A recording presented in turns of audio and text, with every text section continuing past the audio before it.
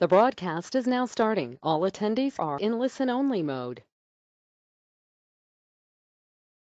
Good morning. Welcome to the Illinois Soy Advisor webinar, Grain Marketing 101, brought to you by the Illinois Soybean Checkoff. I'm Jessie Shupin, and I will be the moderator for today. Just a couple of housekeeping items to get started with. You can ask questions anonymously through this webinar using the chat feature in the dashboard on the right side of your screen. There will be time for question and answer at the end of the presentation. Please keep your questions brief and to the point. Without further delay, I'd like to introduce today's speaker, Matt Bennett. Matt Bennett is a Windsor, Illinois farmer and former grain elevator owner. He is Channel Seed's grain marketing consultant and holds a Series 3 brokerage license, doing business through agmarket.net, farm division of JSA. Bennett brings the producer perspective to the table, enriched with his extensive grain marketing background. He specializes in formulating risk management strategies for corn and soybean farmers and livestock producers. And now I'll hand it over to Matt. Thank you. Basically, right now, after the last couple weeks, I guess, I was at the Soybean Summit in Springfield, I don't know, I think 2 weeks to go today, maybe. And basically, a lot's changed since then. I don't know where you want to start, but we all know that the frustrations for producers are shared with a lot of people. Whether you're talking 401k, whether you're talking at one-time livestock producers. But as we come in here today on the 24th of March, we're banging on the door of spring planting, if the weather would cooperate, and certainly there's a lot of uncertainty here. And so I want to talk a little bit about what's going on as far as the markets are concerned.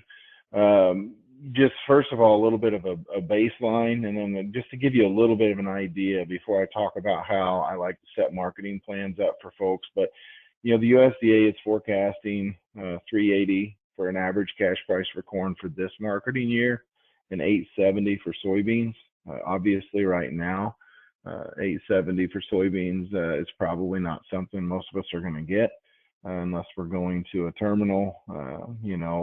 Bottom line, whether it's corn or beans, this dip in the market has certainly taken the wind out of our sails. I know, corn even in Decatur right now is running just around $3.50 or even below. So what else have we learned from the USDA? The baseline numbers, the Outlook Forum numbers here just this past month, USDA said that for the next marketing year, you're looking at $3.60 a bushel for corn and $8.80 a bushel for soybeans. Now, corn a little bit bigger drop than soybeans, and so we got to ask ourselves, why are they forecasting a bigger drop for corn than beans? Well, at the time they were forecasting 94 million acres for corn and 85 million acres for soybeans, which is essentially the assumption was that we were going to bring more acres to the table, considering what happened last year. But at the same time, 94 million for corn and 85 million for soybeans. These numbers are going to come out, the survey base from the USDA is going to come out next week on Tuesday for the March planting intentions. And so what you're going to find, I believe, those numbers were as of March 1st. The ones you're looking at were just a projection. I think you'll see similar corn acres next week on the 31st as what you're looking at right here. Now, do I think that we're really going to plant that many acres of corn with the kind of price loss that we've seen? Because people have asked me in the last few days, do you think soybeans have bought some acres here this spring? And I say, well, I think soybeans have picked up acres.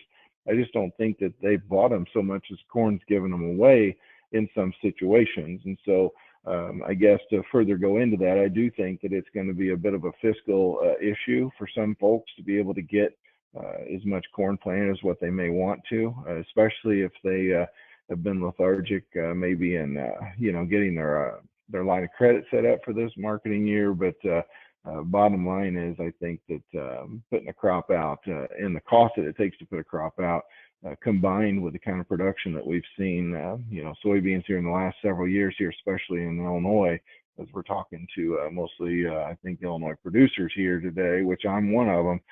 Boy, we've had some awfully good yields. I mean, some of the soybean yields I've seen are unlike anything I thought that I would see this quickly. But, I want to look at my supply and demand projections. For me, I'm not too far off of the USDA. I guess I'm about 100 million bushels lower whenever we're looking at corn. We're going to talk both corn and beans here. But if I project that into next year, I've got some similar numbers as what the Outlook Forum numbers would suggest. But I mean, essentially, even if you have a 174 yield, which, yes, it's above the 2019 yield, but the 2019 yield for most is seen as an outlier. That puts me clear down here at a 2.146. But a 2.146 isn't exactly snug, and so I've got to keep that in the back of my head because you could end up with a 2.5 or a 2.7, a 2.8, and also keep in mind that whenever you look at, for instance, ethanol, most projections are with the shutdown of some of these ethanol plants that you're going to lose anywhere from 300 million to 600 million bushels of corn demand this marketing year, and so. That certainly is something that is going to impact all of these numbers. I'm going to most likely have to increase my ending stocks number. But without going into too much detail, I can tell you that there's going to be a lot of livestock producers feeding corn that we're feeding DDGs, first of all. And second of all, low test weight corn should end up alleviating some of the stress of losing this ethanol business. But long story short, there's a lot to talk about. Whenever you look at corn demand, whenever you see energy prices drop. I was just writing my newsletter last week on Tuesday evening or Wednesday evening. And so in that 10 days of marketing, we saw crude oil prices drop $27 a barrel. And so obviously that's going to wreak havoc, considering it was more than a 50% drop. Come over to soybeans, and it's a little more fun discussion, really. 420 carryout is where I'm at. The USDA is at 425. If I take a 420 carryout with a 46.5 bushel yield, I don't have any beans left. And these are with projection demand numbers, projections like the USDA is using. If I go up to a 50.5 bushel yield, 378, clear up to 54.5, 716. Now, I do feel like the USDA was fairly, I felt like they were pretty friendly with their numbers. I'm not going to say they were unrealistic, but I would say that those are some best case scenarios potentially. I do think that the demand is going to be very good. And looking at Chinese business this past week, part of the reason the corn market came to life, the wheat market came to life there towards the end of the week, and the bean market came, to life with those 20 to 30 cent gains on Thursday, was that the market had found out China came in and bought corn, beans, and wheat. And so if we get more Chinese business whenever we're looking at soybeans, there's no question that could tighten up your balance sheet significantly. And so, if I look at the chart, for instance, with corn, this is this year versus last year. And so as we know, last spring, we kind of ground down to the point when we finally figured out that, this spring had gotten pretty serious. I mean, you're looking at the early May timeframe where December corn had kind of bottomed out, around 372. And then the market took off and skyrocketed. Now, I didn't go ahead and extend this to show us what happened after the market topped out, because we all know it came down every bit as quickly as what it went up. But I want to be cautious as to assume that we can see this type of rally again for those of you that are planting a lot of corn as well into your rotation, because I think if you took the exact same type of weather as what we had last year, you'd be hard pressed to get the market to get half the rally we saw last year. So from the bottom of the rally to the top, last year was around $1. Right now you're looking at about 360 corn. This morning, let's see, my market's showing 360.5. So, I put this together here just yesterday. So at 360, even if we rallied half that, you're only looking at about 410. And I would think we would be very, very fortunate to get a rally back to 410, 415. My target right now for my next sale would be sub 4. But that's probably a topic for a different time. If I want to look at how November beans chart looks, we were in this time frame here at the end of the calendar year whenever you rallied from December 1st On the cash beans, I was telling folks to pay close attention, not just to cash, but to November beans. The interesting thing for me, cash beans were able to rally 60 cents and keep the basis intact for the most part. So demand was very strong for beans. And then we got November beans for 2020 above prices from the previous year. And at that point, we decided to step in and sell 25 to 30%. We just thought that it was a good sale in this 950 to 970 range. But then the market ground lower. Now, does this mean we're not going to get back into this type of price level or price action? I don't think that I could say definitively that we're not going to get there by any means. I think we have a chance, certainly, to get back above $9 soybeans, maybe even better. A lot of it's going to have to do with, how Brazil and Argentina finish out their crop year, first of all. Second of all, they're seeing major issues in South America as far as loading out from some of their ports due to coronavirus. It seems the U.S. is maybe navigating that just a little bit better than what they are. So for the most part, if we can keep the soybean meal market strong, which I will tell you that the soybean meal market made multi-year highs here just yesterday. Right now, soybean meal this morning is trading right at $330, but that was a price level that it needed to break through, and it definitely broke through yesterday. So if you do see some follow through buying, I think you'll see this cash bean market stay very strong. It's not something that I thought was going to happen previously, but at this stage of the game, it's certainly a possibility to see that continue. So let's get into some risk management discussions. I talk marketing 101. I've been doing this the last several years, and it's definitely become more popular as the markets have become more stressful and strenuous. And I think after 5 to 6 straight years of, us burning through some equity and seeing liquidity ratios drop, I think we all understand that managing our risk is something that we certainly have to get just a little bit better at, if not a lot better. It's a tough ball game. I think most of us, whether we're raising corn, beans, wheat, whatever it is, have done a really good job of figuring out how to raise the bushels. It's just trying to figure out a way to lock in some of our margins. To be careful about leaving too much on the table whenever opportunities exist in the market. So first of all, what's risk management? Well, just spreading out the risk of selling grain. So, a lot of folks have sold everything across the scale in the past. We were in the grain elevator business as a kid, and then we stepped out of the grain elevator business in 2009, and I took over that portion of the business. I stayed on, if you will. So we sold out Total Grain Marketing, a Growmark company. They bought us out, and then I helped manage that facility. So I got to see kind of the little more commercial side of the business than what our family-owned business was. But saw a lot of folks just hauled in across the scales. And so we told them, we could at least do some forward selling. I know a lot of people are very concerned about doing any sort of a hedge account, but just at the onset, we're trying to figure out a way. How do I spread out some risk? Because we all know that what we do this year that works the best is probably not always going to work the best next year. And so I try to use several different ways to attack the market. I want to be proactive about it, and I want to be proactive when I'm able to lock in profit margins. But that necessitates me knowing when I'm profitable and when I'm not. So we'll get more into detail in that regard here in a minute.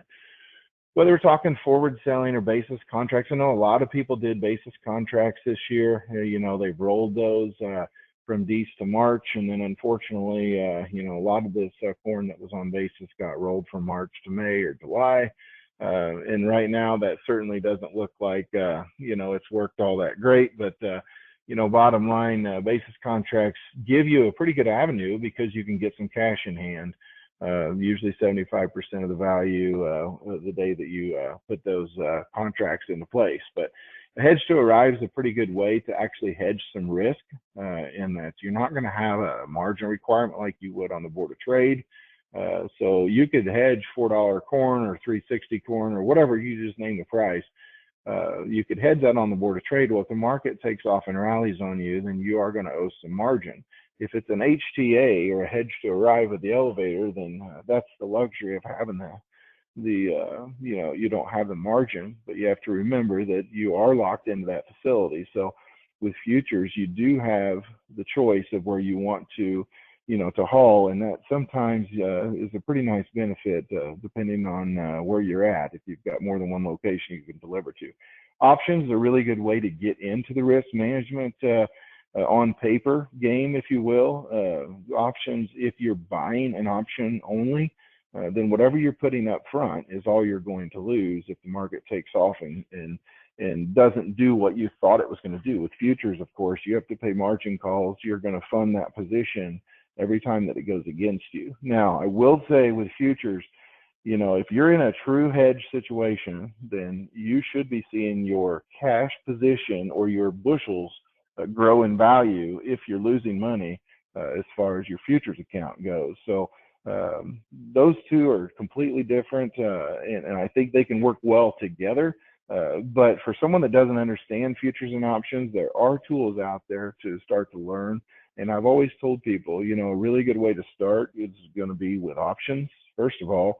And second of all, putting a little bit of money into the market once you're sure you know what you're doing, as far as it being limited in risk. And so if you invest $500 or $1,000 into an options trade, and then that trade doesn't necessarily go your way, typically you're going to become a much better student of this because you actually spent some money on it. And so, as we keep going, let's talk a little bit about what I think is necessary for an effective marketing plan as we start to figure out what do we want to do for a marketing plan. I think, just controlling your emotions is key. I mean, it's probably the toughest thing for most of us as producers, because the thing that we get into usually is, I'm fearful, for instance, that if I sell out today, if I throw my hands up and say, you know what, I'm tired of this market, I'm going to get out. I'm tired of watching the market go down. I think most of you would agree with me that we would feel pretty confident that if that's the avenue that we took, that the market's going to rally tomorrow. If we sell today, the market's going to rally tomorrow. We're fearful of that. But what I try to impress upon people is that that's a never-ending argument. And so, yes, I understand that a lot of times when we all decide to get out, it seems like it's a similar time frame. That's about the time that the market's probably going to turn around at times. But if you're making money, who cares what the market does after you make a sale? So, I'm in the mindset in 2020. We have to be in the mindset, in my opinion, to go for base hits instead of home runs, because when we're trying to hit home runs, we strike out way too much. And we've done a lot of striking out here in the last 2 or 3 years as far as markets are concerned. And we have to be very cautious and put a really good game plan together, in my opinion. And so figuring break-even prices, I've already talked about that. I mean, these could all go hand in hand. I really don't need to go down the list, but we've got to figure our break-even prices. And then as the year goes on, those break-evens are going to stay the same until you change production. Okay, so whatever the price does not affect your break-even. The break-even is based on your production, your cost of production, and how much you're projecting that you're going to see as far as yields are concerned. And I'll go into how I kind of handle that. But we need to know those break-even prices going into the year, and then we need to keep tabs on, what does our break-even look like after we make a profitable sale, for instance. And I'll show you exactly how that works for me. I got to put together a marketing plan based on the break-even. And so what I mean by this is, if you called me tomorrow and said, hey, I listened to you yesterday and I would like for you to put a marketing plan together for me, the first thing I'm going to ask you is, what's your break-even? And so, I mean, I've got to know, if your break-even, if you don't know what your break-even, then how do I put together a marketing plan? Because I don't even know where we want to get started. Yeah, I can tell you what some of my, technical levels that I think we could get to are. But I think every marketing plan should be catered to the individual producer based upon their needs. So another thing, you got to stay disciplined and execute your plan. So what I mean by that is, if you put a plan together, I mean, yes, you can still have some flexibility. We never know what the weather is going to do. But what I'll tell you is that if we have no sales on today, and we know darn good and well that we want to get some sales on if beans get back to $8.75 or $9 or whatever the price level is that you've targeted, put the offer in. stay disciplined, let it go. The part of the problem we see is that we put the offer in, and then when the market rallies, we get cold feet and we decide that we're going to pull the offer. And I think we have to be more disciplined than that. So you got to stay disciplined whenever we're putting a plan together. Let the plan execute as you go. Sell in increments as the market rallies, because if you get super aggressive and sell 60%, I can understand that might not work out. But I want to do a little bit smaller increments at profitable levels. And I'll tell you what, if we're selling incrementally at profitable levels throughout the year, then it's going to end up being a pretty good year. Again, we want to keep tabs on break even. I've already gone over that. I want to base decisions on profit instead of price. And what I mean by this is that I think that we all get locked into round numbers way too often. We all get locked into, for instance, maybe something that someone has said in a magazine or on U.S. Farm Report. Maybe they said we're going to get to 9.25 November beans. But what I'm going to say is this, if you want to sell at $9, keep in mind that everyone else probably wants to sell at $9 as well. How much money can you make at $8.97? What does the extra 2 or 3 cents cost you? And so we've got to be cautious here. Everyone and their brother wants to sell at those round figures whenever we get close to those types of price levels, but we have to be a little more proactive on knowing what is $8.95, $8.96, $8.97? What do those price levels mean to me? And can I make a 10% sale there? Because bottom line is that extra 3 cents isn't going to make or break your farm unless you don't do anything with it and the market goes down 50 cents or $1. And that's exactly what we've seen play out here over the last few weeks. Use your bins wisely. So, typically it seems like guys and gals like to use their bins for corn more so than beans. But I'll tell you what, storing beans as well this last year was an excellent decision. Coming into harvest, we had an extremely wide basis. Market was very lackluster, and then we finally saw the market rally, and at the same time, we're able to see a really good basis move. So, if we want to use our bins to the best of our ability, and I'll show you what I'm talking about there, that's certainly going to be something that is going to be in your benefit. And so, marketing essentials. Whenever you're coming in talking about marketing, the first thing I want to look at is my business, or my farm, if you will, has to be looked at as a business. Okay, and I know that sounds like, well, of course it does, but we have to understand that our farm is a business. And so a lot of producers in the past, especially when we were making a lot of money, and we all know that from that 07 time frame up through 12, 13, 14, obviously it started to break there for a lot of folks. Even though we had a big crop in 14, started to break there around 13. But we know we made a lot of money there, and I don't think we did a very good job of managing risk. We could sell at any time during the year and still make pretty good money. But what we have to know is that our farm, we need to know what our cost of production is. We need to know what our break evens.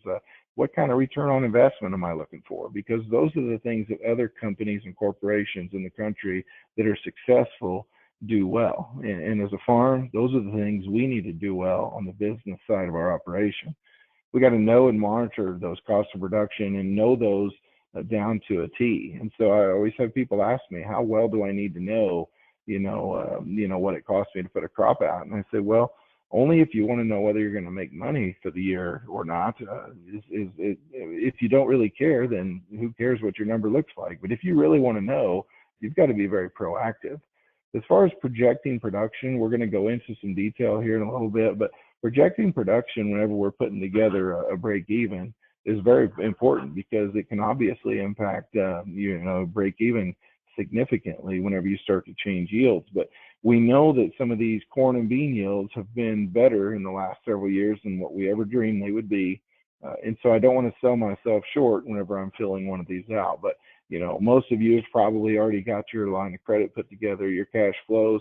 I always tell people, whatever you're going to be talking to your banker about as far as projected yield is a pretty good place to put your projected production. So, if you've got a 60 bushel APH and you're projecting 65 bushel yield this year, that's fair, given the kind of yields we've seen out of these beans in the last several years. So, once your break even is established and we can get started, as far as our marketing plan is concerned. So, how do you get started? We have to gather our costs, put together our fertilizer, chemicals, a big discussion as far as fertility is concerned. How much fertility cost do you put towards corn versus beans? Because, we know that traditionally producers have put all or most of their fertilizer on ahead of their corn crop. And so are they going to utilize all that cost for corn? And that's just something that we have to understand. If we're putting $200 an acre into a fertility program, are we doing 150 of that in corn and 50 of that in beans? Those are just discussions that the producer has to know exactly where he's at on, or she. Chemicals, all these different things. We have to know. For instance, with chemicals, you could have a chemical cost, and I'll show you kind of how we do mine towards the end of the presentation. But does that include application? Does that include labor if you've got your own sprayer? Those are the things we need to make sure that we're on top of. Seed on a per acre basis, of course, and then total equipment costs. And equipment costs can get a little bit complicated. I lean on farm doc pretty heavily, but once we start talking about different rental agreements, it certainly is going to make it a little more complicated. But absolutely, you can figure out what your total equipment cost is at the end of the day and do it on a per acre basis. That way, how this is going to impact as far as your break even. Now, family living expense. People have asked me before, why do I want to put family living expense?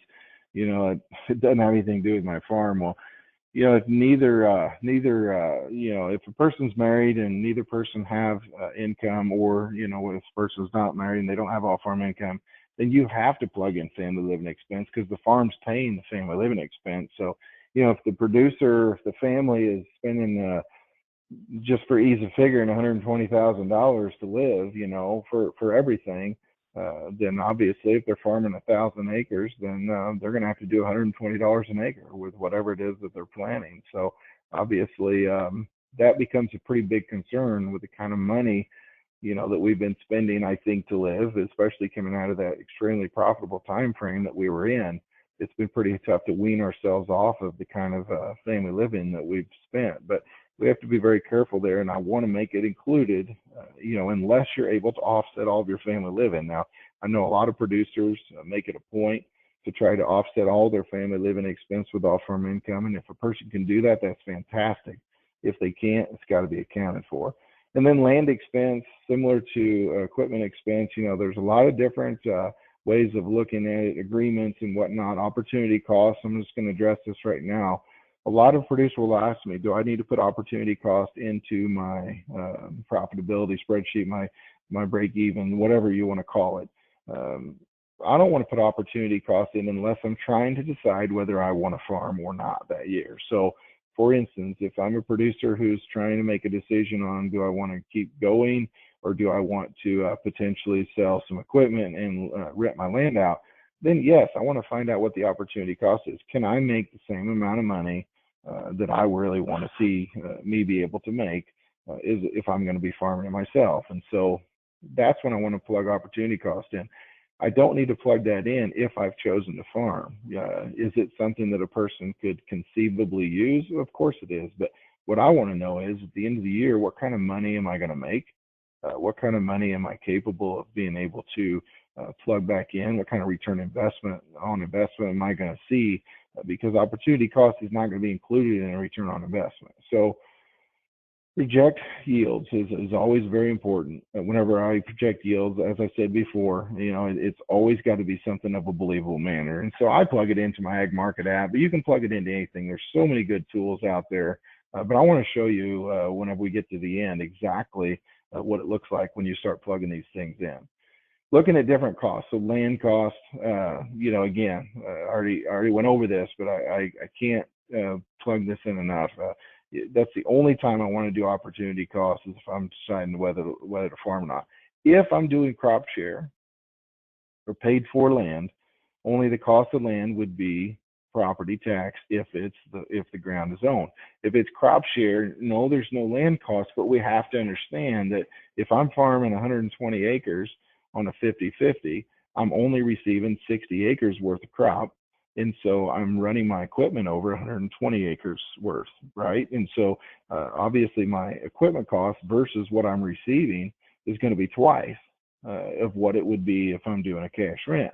Obviously, with cash rent, though, I have to plug in my land costs. But you have to understand how these work. So if money is owed or a person has cash rent or combination, it definitely gets more complicated. So if we want to look at this particular example, land costs, if it's $250 an acre cash rent across the board or on an average for everything, that's pretty easy to figure. We just want to average it all out. But if I'm looking at, for instance, $250 an acre for cash rent, that's half my farm ground, and the other half's 50-50, then my land cost is $125 an acre.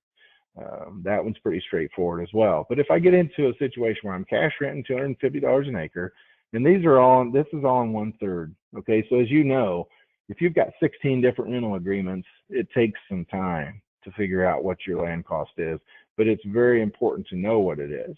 And so if I've got, for instance, some 50-50 where there's no land cost involved, and then I've got some owned ground where I'm paying $100,000 a year on 400 acres, then I have to plug these three in. So I've got obviously 400 acres at $250 as far as my cash rent is concerned, and then $400 an acre at $250 as far as what I'm paying on. And obviously I get a little bit of relief from the 50-50.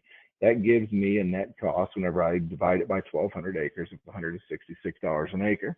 Now, if I'm paying on some ground and I've got some paid off and then I've got cash rent, the third example with no 50-50, that gets me into a little bit higher land costs. And I know that there's a higher land cost than this, but certainly whenever I've got some that's paid for, it definitely, as you guys all know and gals know, helps out your situation significantly. So if I've got some free and clear and I'm paying on maybe 300 acres, you can see what the math looks like. But I will tell you that there's been times that we've worked for a couple of hours on figuring out someone's land costs after they've given us some pretty good numbers. But bottom line is, it's worth it to be able to go through it like that. An example on equipment. And so for this particular example, if I've got a 570 horsepower tractor and field cultivator, Farm Doc is going to tell me that it's about $10 an acre to run that across the ground. Okay, but as I said before, if I've got 3 different rental agreements where I've got some owned ground, some cash rent ground, some 50-50, I've got to understand for my 100% bushels that on the 50-50, I've got to take my equipment cost and double it. Okay, but it's only 1/3, so I end up with a total of $13 an acre to run that tractor and field cultivator across the ground. All right, and instead of just looking at what Farm Doc tells me, now I know that if you've got equipment that you're paying on, then you might be looking at a higher equipment cost on that particular operation than what Farm Doc is saying that it is going to cost you.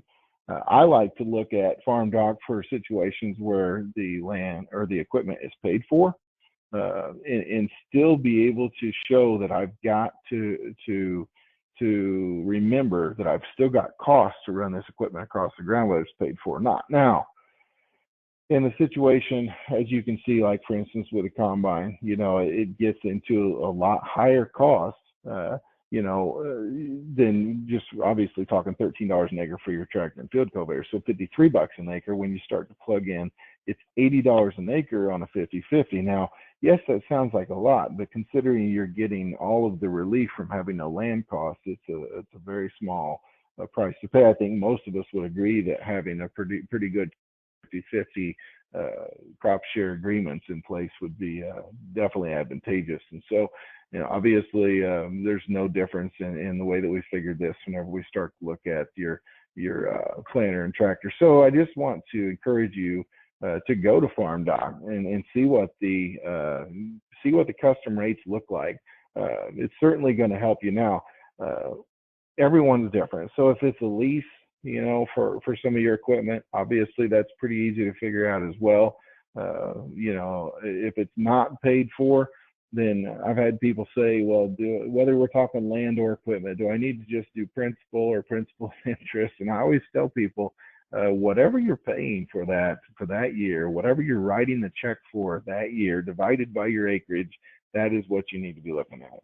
And so, it's certainly certainly can get complicated if a producer lets it get complicated, but at the same time, knowing your numbers is worth everything. So let's talk storage a little bit. You know, if I want to look at storage, this would be on corn. Basis during, you know, the fall of 2018 was 35 under the D's.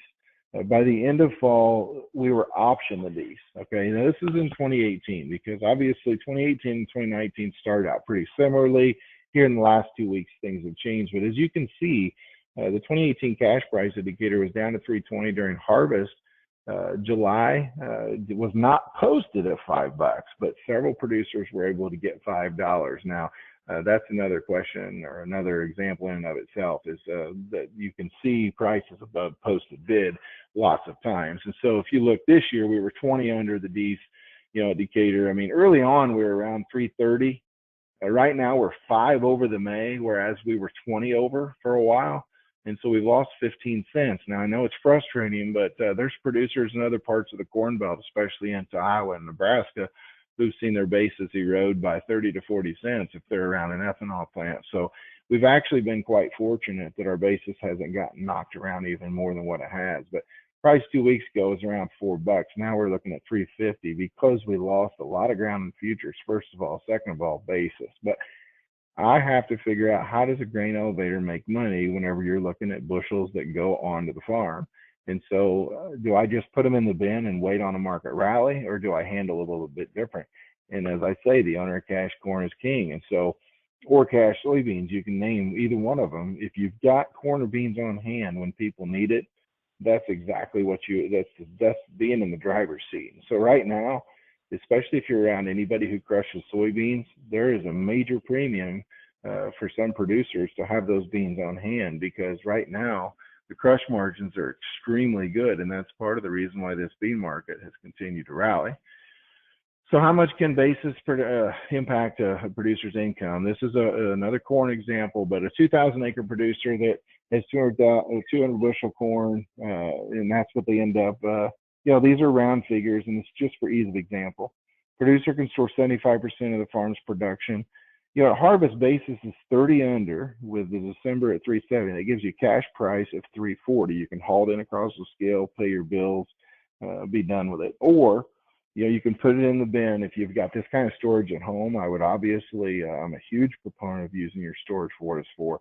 The carry is 30 cents from the D's to the July. And so that's a full carry in the old game. Now that you've got a variable storage rate that the CME has instituted, and if you have questions on that, you can certainly email me. I'll explain that in more detail. We could definitely get to more than 30 cents from the D's to the July. But in this example, the producer decides to hedge their July futures at $4 on 75% of the production. So 300,000 bushel position. Obviously, that's going to be a big position. If the market goes against you, you could pay major margin calls. So July futures rallies to 430, which means that they're going to pay a $90,000 margin call, 300,000 bushel times 30 cents.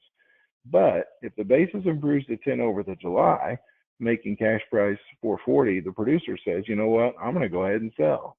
And, you know, you might say, well, I don't see the basis improving whenever the market's rallied. And last year, that's what you saw. This year, actually, that's what we saw up until 2 weeks ago. And so, you know, 300,000 bushels across the scale is $1.02 million. 300,000 at 440 is 1.32 minus the margin call, 1.23 million. So where's the extra money come in? The carry from the D's to the July picked you up 90,000, and the basis appreciation of 40 cents a bushel picked you up 120,000. Now, why do I even bring this up? Because the previous slide I said, how does a grain elevator work? Well, the grain elevator doesn't put the corn in the bin or the beans in the bin and wait for a rally. They hedge the carry in the market, and they wait until the end user wants the beans or corn more than what they wanted it originally. That's when the basis improves, and that's the best way, in my opinion, to use your bins. Now, I'm not saying that you use this exact strategy on all your bushels. Maybe some of the bushels in the bin you just let ride. But certainly in this day and age, if I've got the opportunity to lock in carry in the market and I've got grain bins at home, I think that the best thing to do is on at least a decent chunk of your bushels to take advantage of that. Now, I want to talk about crop insurance real quick. And the reason I want to talk about crop insurance, you know, is that This year, you're looking at 388 for corn, 917 for beans. I mean, if you look, your spring price, you're $20 an acre less at 85% for corn, $20 an acre less for soybeans at 85% if it's a 265 APH. Now, certainly these things are going to come into play. How much impact is this going to have on acreage? I think that as you get to lower price levels, it has a bigger impact. Even though you're looking at a similar loss on guarantee, it has a bigger impact the lower you get. Why? Because of cost of production. I want to show you my marketing. I want to actually move to my crop insurance last year. And I want to just show you last year something that happened. I made this slide in late September, right? So a 200 APH grower at 85% had a guaranteed yield of 170, which gave them a guarantee of $680 an acre. If the yield was 170 and the October average last fall would have been the day's close, and this was in late September, corn was trading at 354, then I said the producer would have gotten an $80 an acre claim. Why is that important? Because the risk for the producer, if you're buying crop insurance when the market is significantly below the spring price, the risk is that the market is going to rally, because it's actually, if you've got a yield loss, you're going to be losing an insurance claim. This is a very important thing to remember, especially in a year like we're looking right now, when we're already significantly below, our insurance prices. So our insurance price at 917 on soybeans right now, you're looking at November beans at 871. And so obviously a significantly lower area. That's what my marketing plan looked like last year for corn. I started at 406 and I moved to 418, 439. These were incremental sales, as you can see. What do I want to know with my marketing plan? I want to know a target percentage sold by specific dates. And then I want to know what I actually sold. Maybe I didn't sell anything. Maybe I sold more than my target, which would certainly be okay if the profit margins necessitated I do so.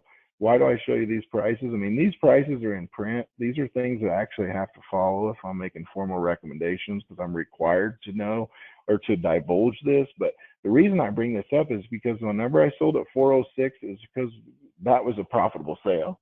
But whenever we got down to these areas here, some of the people that were following along with me were livid that I'd actually recommended selling corn at 406. They said, I don't know why we've got corn sold at 406. I said, because we're making money. But the bottom line is, later on in the year, this point in the marketing year, people look at 406 December corn and say, man, I wish I'd sold more corn. These are basis the board. These prices right here, basis board, not cash prices. And I always use basis the board because everyone's got different basis levels. So some of my marketing ideas, we could straight hedge, sell some D's corn or November beans, either way. An insulated hedge is when you sell the corn or the beans on the board and then you buy calls in the event that the market would take off. That way you can participate whether the market goes up or down.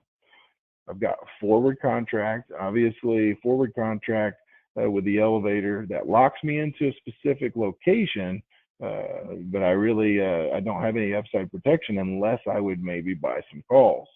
I could buy put options, and I've had a lot of producers tell me I don't like buying put options because they expire worthless way too much of the time. Well, some of those same producers that I work with didn't want to buy 430 and 440 put options last year, or buy 950 put options last year when the market had taken off and rallied sharply, and that was a grave mistake.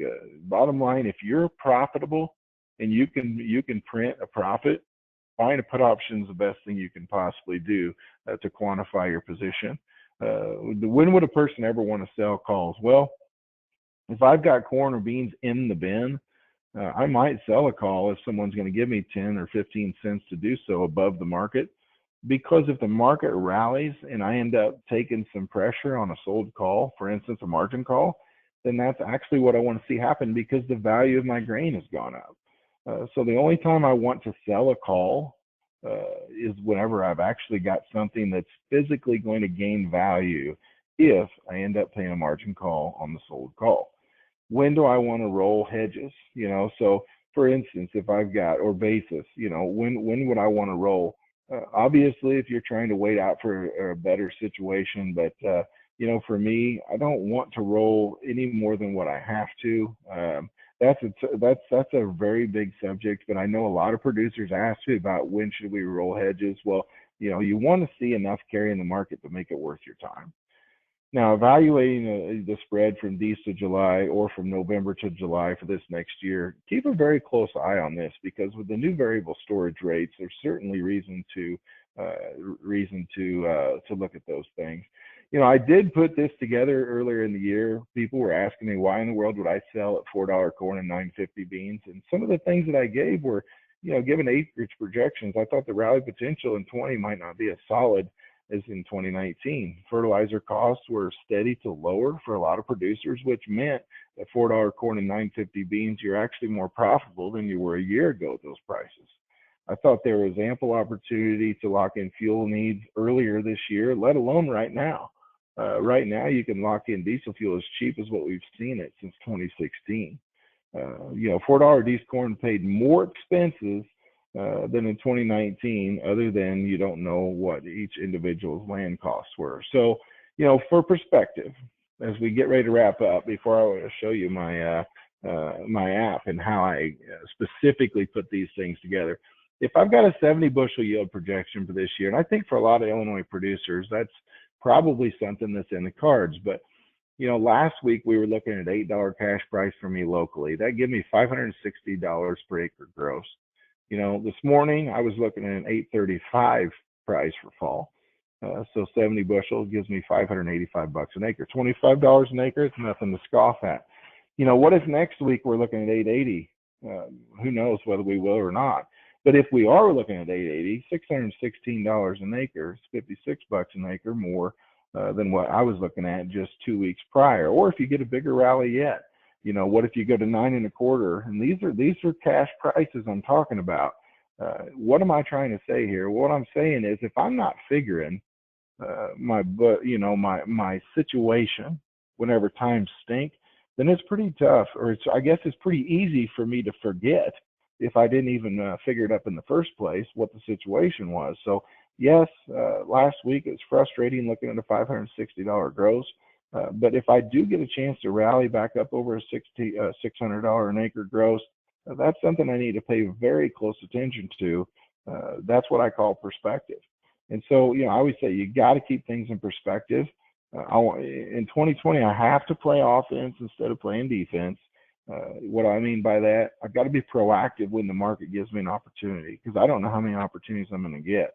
I got to make it a point to have a well thought out plan in place, and it needs to be in place now, especially as we get ready to go into planting season. And then I want to tune everything out other than answering what I always say is the main question for producers, which is, can I make money at these particular prices? Because if I can't, I need to know what prices I can make money at, and then I want to put those offers in ahead of time. So I'm going to show you my contact info. You can certainly shoot me an email. You can give me a call. Either way, if you've got questions, feel free to contact me in any of these avenues. And then I'm going to show you my risk disclaimer. And I always have to put that up, especially whenever I'm talking about financials. So I want to show you my my situation for soybeans currently. Okay, so if I'm in this position for this particular producer, and this is this right here, this is an example for both corn and soybeans, but I'm going to look at soybeans today. Looking at reports, I'm going to go into soybeans for 2020. This producer's got 1,500 acres of beans, an APH of 63, so I'm going to forecast 66. It's about 5% above the APH. That's pretty conservative, but it's certainly above the APH. At these types of this type of APH and yield goal, what I'm projecting, given a $200 an acre cash rent and land cost with 55 for chemicals, fertility of 50, seed of 65. Now, to show you the other costs, just so you know what we're dealing with, planter costs, field cultivator, you can see combine costs. These are all pretty much standard costs. I do have family living expense for this particular situation plugged in at $40 an acre. And so if I do this, it puts me in a situation where it's costing me $8.18 to be able to raise soybeans at 66 bushel yield.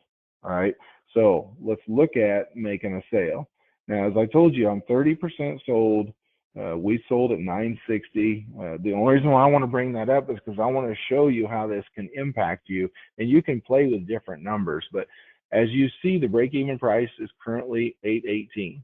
Now, if I sell 30,000 bushels, and I sell those at, let's say the cash price was even, I don't know, 920.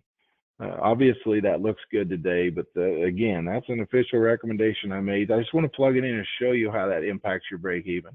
So it takes your break even from 818 clear down to 774. You dropped it 44 cents.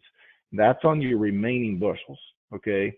But I think an even more powerful thing to show you is that as the year goes on, I have to keep track of what my break even is as my production changes. So if I was projecting a 66 bushel yield, but then I've had a beautiful planting season. It's the 10th of August, and I've got a full soil moisture profile, and I think my beans are going to be really good.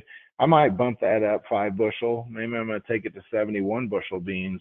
If I take it to 71 bushel beans, let me come over here and show you. Now my break even 697 a bushel. Okay, why is that important? Because if I'm having 71 bushel beans, Murphy's Law tells me everybody else is having good beans too. And if that's the case, the market's probably dropped. Let's say I can only get 850 a bushel for my beans now. That's 70 cents below 920. And if you're like me, and like most producers, it's really hard to sell below your initial price. But if I think I'm going to have to sell 10,000 bushels of beans because I can't store them at home, or I need to sell more beans to come up with money during the fall, maybe I'm going to go ahead and sell another 15,000 bushel now that I know my beans are going to be better than what they were, even though they are only 850 a bushel at the time. And let's hope that we've got better bean prices than that. But what's that do to my bushels? What's that do to my break even? Now I'm 660 and I've only got 42% sold. So if I can't beat 660, that'd be a pretty tough row to hoe. Now that is how I handle going through the year, knowing where my break evens are, knowing how it impacts me as I make sales and as I change production. So do we have any questions? Yes, now we do have a little bit of time for questions here. And I had a question come in that I'm trying to word this in a way that might be easy for you to answer. So you talked a little bit about earlier, you rely quite a bit on farm doc for when you're looking at machinery costs and those kind of things, and relying on historic data for crop inputs, et cetera.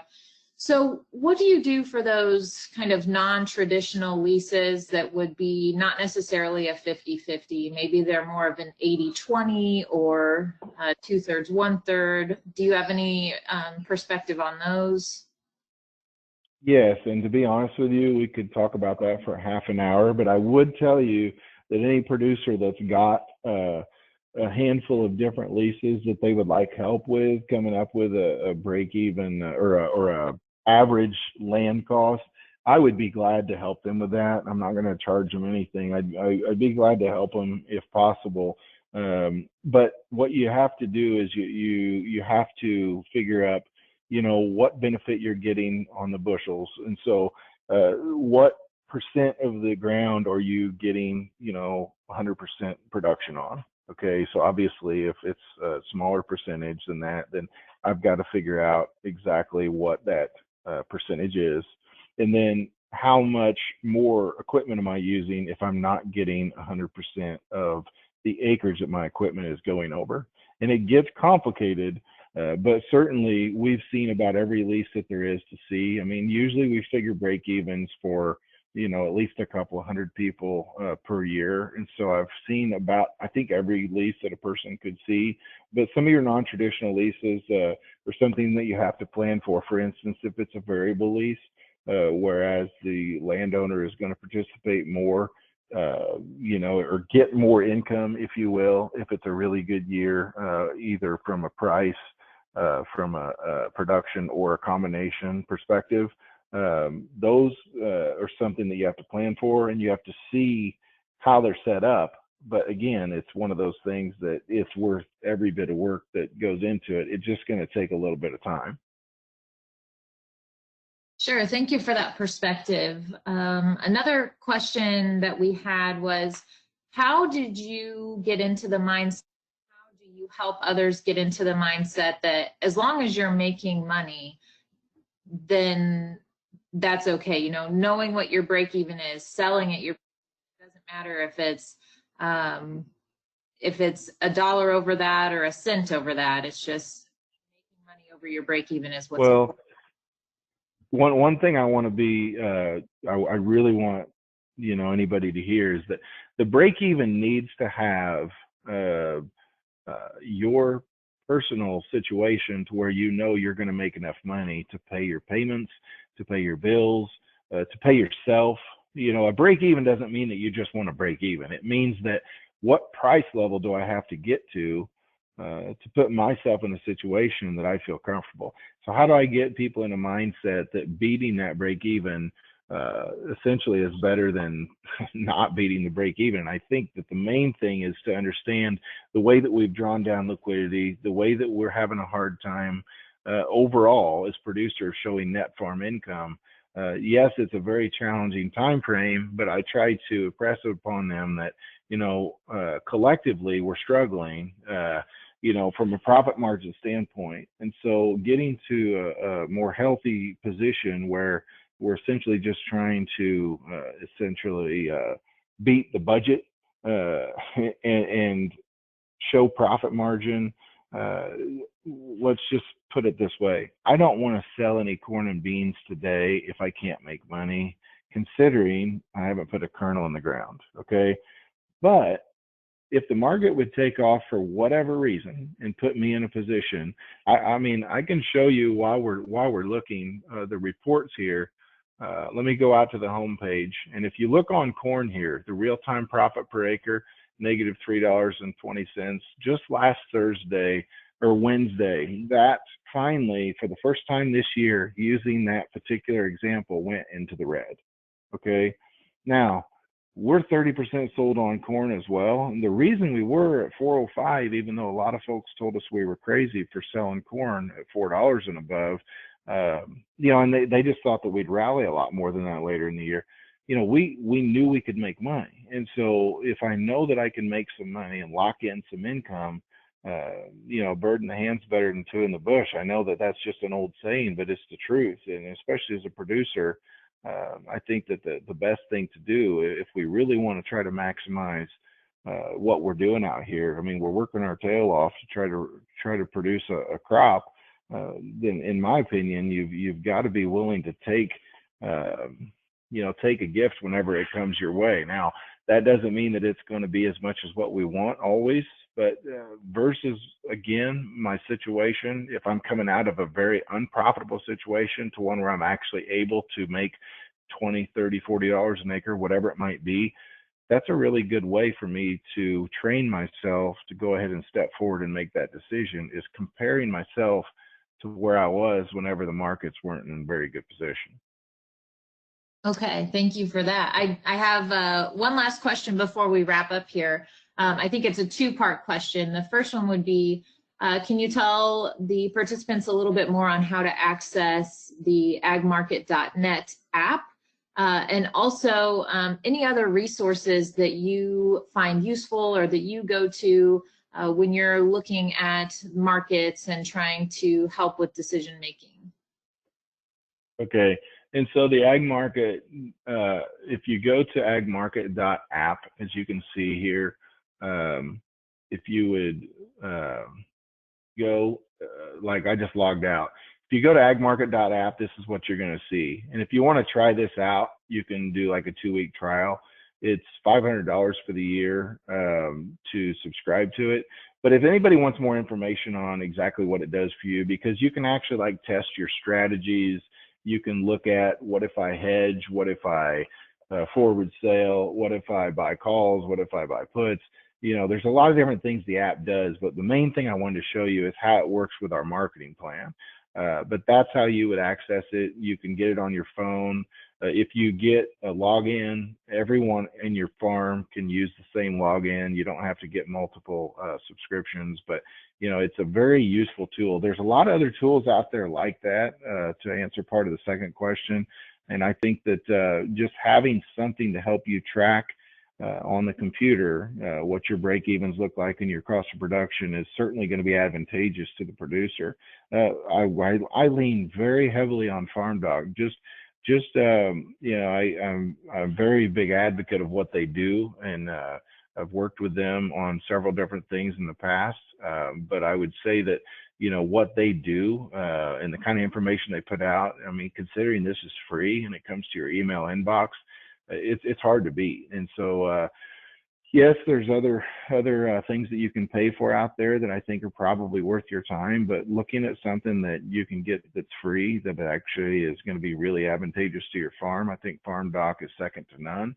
But if someone wants to shoot me an email on different resources that I like to look at, let me know. If you've heard me present, you'll hear me say that sometimes we can get too much information. And so, I think that reading too much or watching too much sometimes can get the best of a producer. But I think the best thing to do is to have go-to information that you typically look at, and then, and try to keep your mind as clear as can be and keep your focus on how that particular information that you usually look at impacts your farm. Okay, that's great. Thank you so much. That concludes our webinar on Grain Marketing 101. Our next Soy Advisor webinar will be April 30th, and you can register for that event or view the recording of this presentation and other soybean and agronomic resources on the checkoff funded website, Soy Advisor. Thank you for attending and have a great day.